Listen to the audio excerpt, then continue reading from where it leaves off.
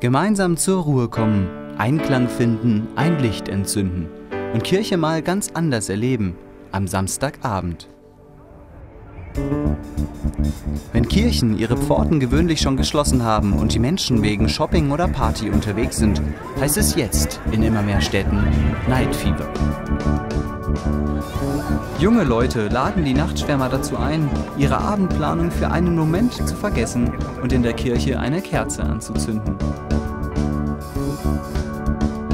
Manche bleiben nur wenige Minuten, andere die halbe Nacht.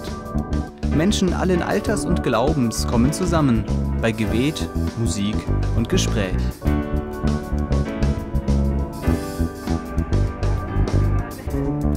Und das sind die Macher von Night Fever, junge Christen, die ihre Freude am Glauben weitertragen möchten. Der Glaube ist nichts Altes, nichts Verstaubtes, sondern Jugendliche können sich dafür begeistern. Und das kommt an. Menschen strömen in die Kirchen. Allein im Kölner Dom sind es oft über 2000 Besucher in nur einer Nacht. Dabei hat alles ganz klein angefangen, auf dem Weltjugendtag 2005.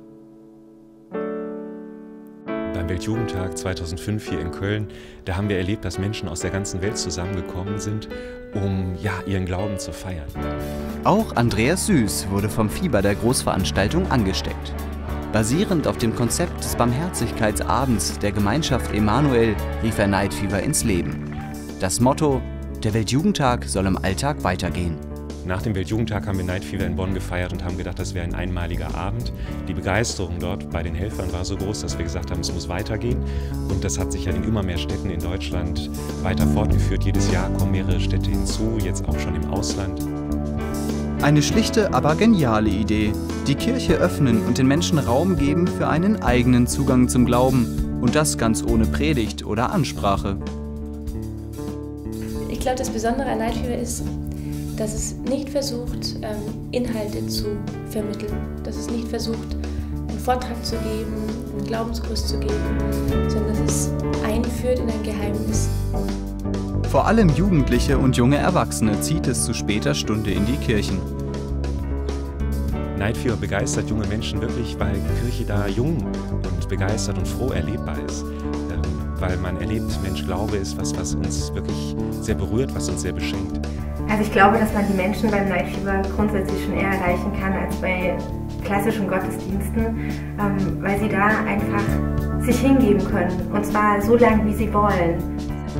Ein starkes Team sorgt dafür, dass am Abend alles läuft. Schüler, Studenten und Berufstätige, alle packen mit an, wenn es um die Vorbereitung geht. Die Gruppen gestalten den Abend zwar in jeder Stadt etwas anders, doch freuen tun sich alle gleich, denn Night Fever steht an. Die einen arbeiten im Musikteam mit, die anderen helfen beim Aufbau. Jeder setzt sich ein, da wo er kann. Schon am Nachmittag treffen sich die Teams und stimmen sich mit einer Andacht auf den Abend ein. Die Gemeinschaft wird bei Night Fever großgeschrieben. Also die Gemeinschaft lebt eben auch davon, dass wir gemeinsam Abendessen, um uns da einfach auch auszutauschen und kennenzulernen. Schließlich ist es soweit. Zusammen mit der Gemeinde wird der Abend eingeleitet mit der Heiligen Messe. Hier wird die Monstranz vorbereitet. In der Hostie ist Jesus Christus selbst gegenwärtig. Hallo, schönen guten Abend. Darf ich euch einladen, eine Kerze in der Kirche anzuzünden?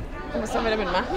Wir haben heute das Night Fever, das ist ein Gebetsabend, schöne Atmosphäre, viel Musik, viele Kerzen und ihr seid herzlich eingeladen, ein bisschen zur Ruhe zu kommen, ganz unverbindlich. Habt ihr Lust? Sollen wir kurz rein? Ja. Dann gebe ich euch beiden eine Kerze. Jetzt einfach immer dem Weg folgen. Okay, danke schön. Bitteschön. Schön, dass es eine Möglichkeit gibt, Menschen anzusprechen, die von sich aus vielleicht jetzt gar nicht auf die Idee gekommen wären, in die Kirche zu gehen, und denen die Möglichkeit gibt, ganz unverbindlich und ganz frei eine Begegnung zu haben mit Christus in einer Atmosphäre, die für sie Kirche vielleicht anders darstellen lässt, als sie so gewohnt sind. Wir waren eigentlich auf dem Weg ins nächste Restaurant und ich war sehr positiv überrascht. Also das kann ich auf jeden Fall sagen. Eine sehr ruhige Atmosphäre, sehr warm. Das kennt man ja von Kirchen auch nicht so. Ich finde Night Fever super, weil ich einerseits schon religiös bin, aber andererseits es auch einfach nur schön finde, dass es so still ist und dass man da quasi ausspannen kann vom Alltag. Auch die Musik ist besonders wichtig. Die Mitarbeiter von Night Fever machen diese selbst und sorgen so für eine große Vielfalt. Musik berührt Menschen, Musik erreicht Menschen anders als vielleicht das gesprochene Wort, als ein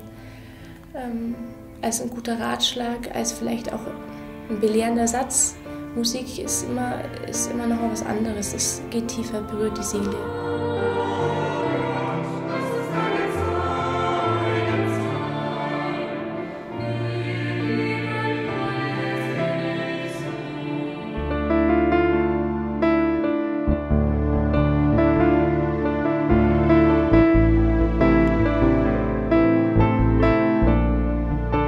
Der Musik lauschen, zur Ruhe kommen, ein Licht entzünden. Wer möchte, zieht einen Bibelvers, schreibt Gebetsanliegen auf, spricht mit einem Priester oder beichtet. In die normale Gemeinde kommen kaum noch Menschen, die beichten wollen. Aber hier bei Night Fever, da kommen viele junge Leute hin. Und es ist einfach schön zu sehen, wenn die Menschen dann aufstehen und wie sie wirklich ein Strahlen auf dem Gesicht haben. Man merkt, das, was sie seit Jahren wirklich mit sich rumgeschleppt haben, irgendetwas, was einfach total blöd gelaufen ist, dass sie das jetzt losgeworden sind. Ja, wie ihnen so richtig eine Last abgefallen ist. Beichte, Anbetung, Meditation. Alles keine Weltneuheiten. Night Fever hat sie lediglich neu entdeckt und in einem zeitgemäßen Rahmen gestaltet.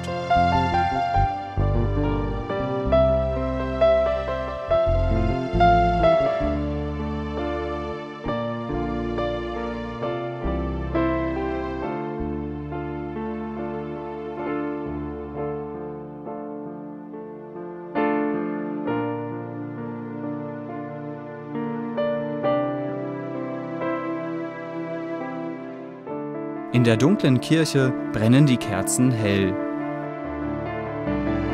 Ihr Licht verbreitet Hoffnung und Zuversicht und schenkt Night Fever seine besondere Atmosphäre. Jetzt nach 15 Jahren mal wieder in die Kirche. Ich habe einfach die 5 Minuten ruhige Atmosphäre genossen und ja, mal ein paar Minuten Zeit gehabt, über Gott nachzudenken, weil ich das in den letzten Jahren sehr vernachlässigt habe. Ich finde, man geht auch nochmal bewusster irgendwie in den Abend hinein und ja, es startet nochmal so ein bisschen neu. So. Einerseits ist es ein sehr niederschwelliges Angebot, wo auch Nichtchristen was mit anfangen können und auch wirklich einen schönen Abend haben können. Und gleichzeitig ist es auch eine tiefe Anbetungsstunde für gläubige Leute. Ne? Und diese Mischung finde ich sehr, sehr beeindruckend. Ne? Bald schon geht die Sonne über den Dächern auf. Eine Samstagnacht ganz ohne Hektik. Eine Nacht, um zu Gott und auch zu sich selbst zu finden.